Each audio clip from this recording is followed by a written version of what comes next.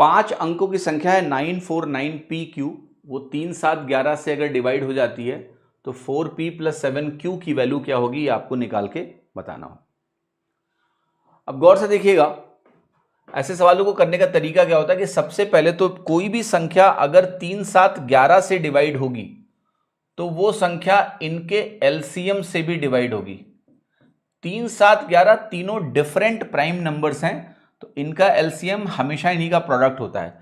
अगर आप different prime numbers ले लें और अगर आप उनका एलसीएम निकालेंगे तो प्रोडक्ट ही उनका एलसीएम होता है। यहां पर 231 आएगा। ये कई बार पीवाईक्यू में आ चुका है, तो लोगों को आसानी से याद रहता है कि 3 7 11 का प्रोडक्ट 231 है। अब इसमें क्या होता है, संख्या जो भी निकालनी है उसमें मुझे पता है कि 949 तो दिखना ही चाहिए, साथ ही साथ 2 डिजिट मुझे पता नहीं है कि क्या होनी चाहिए, तो मैं उसको 99 मान लेता हूं और 99 मान के मैं उसको 231 से डिवाइड करता हूं। तो 231 सबसे पहले जाता है 4 बार, 4 एकन्नम 4, 4 तियां 12, 4 दूनी 8 1 9, 4 बार गए। अब हमारे पास बचा यहां पर रिमाइंडर 25, 9 उतर आया, एक बार गए 231 मिला, फिर 9 में से 1 गया 8, 5 में से 3 गया 2, फिर 9 उतर आया, फिर एक बार गए तो वैल्यू आई 231। अब ये वैल्यू देखो क्या हुई आपकी, 9 में से 1 गया 8, 8 में से 3 गया 5। तो हमने एक ऐसी संख्या मानी जो 949 से शुरू हो रही है और सबसे बड़ी संख्या मानी 99 लेके। लेकिन 58 एक रिमाइंडर आया।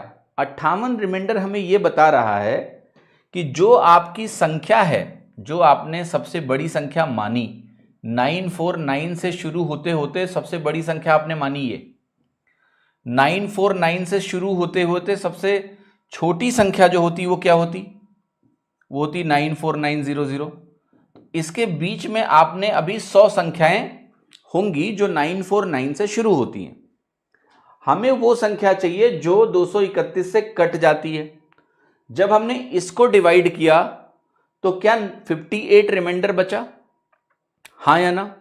तो जब 58 रिमाइंडर बचा, इसका मतलब यह है कि हमने जो संख्या डिवाइड होने वाली है वो यहां पर है, उससे यह संख्या 58 अधिक है। तो यह संख्या 58 घटा के मिलेगी, जरा घटाइए। 9 में से 8 गया 1, 9 में से 5 गया 4, 94941। तो हमें वो संख्या मिल गई जो संख्या डिवाइड होगी। किसी ने कहा कि कैसे पता कि 999 मानेंगे? ठीक है, समझ में आया कि नहीं? तो कैसे ये मानेंगे कि 94999 मानेंगे? सिंपल सा लॉजिक है बेटा कि अगर हम सबसे बड़ी वाली संख्या मान लें जो 949 से शुरू होती है, तो जो रिमाइंडर आएगा, रिमाइंडर ये बताएगा कि तुम कटने वाली संख्या से इतना आगे निकल आए हो, तो उतना घटा लूंगा मैं, मुझे वो संख्या मिल जाएगी जो मुझे चाहिए।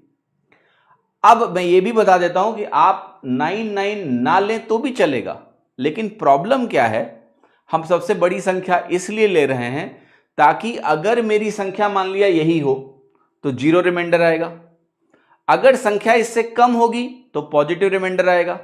अगर आप पहले ही छोटी संख्या मान लोगे फिर आप गड़बड़ी कर दोगे, उसको एडजस्ट करने में आपसे प्रॉब्लम होगी एग्जाम में। तो बार बार हम अलग अलग संख्या नहीं मानेंगे। लॉजिक क्लियर है कि हम कोई भी संख्या मान लें, जो रिमाइंडर मुझे मिलेगा उस रिमाइंडर को घटा के मेरा आंसर आ जाएगा। तो therefore always assume the largest number and solve. ठीक है, करने को मैं ये भी बता दे रहा हूं कि अगर आप यहां पर ये संख्या ले लेना तो भी सेम आंसर आएगा। ले लो, सॉल्व कर लेना घर पे जाके, आपका रिमाइंडर 59 आ जाएगा, संख्या वही आ जाएगी। समझ रहे हो कि नहीं? तो दैट्स नॉट ए प्रॉब्लम, मान तो कुछ भी सकते हो, बट गलती ना हो आपसे, इसलिए यही मानो, ताकि शुरू की 3 डिजिट सेम रखो और 99 लेके सॉल्व करो। अब आपको पता चल गया कि आपका P और Q क्या है। तो P और Q आपका है ये P और ये Q, ये 4 और ये 1।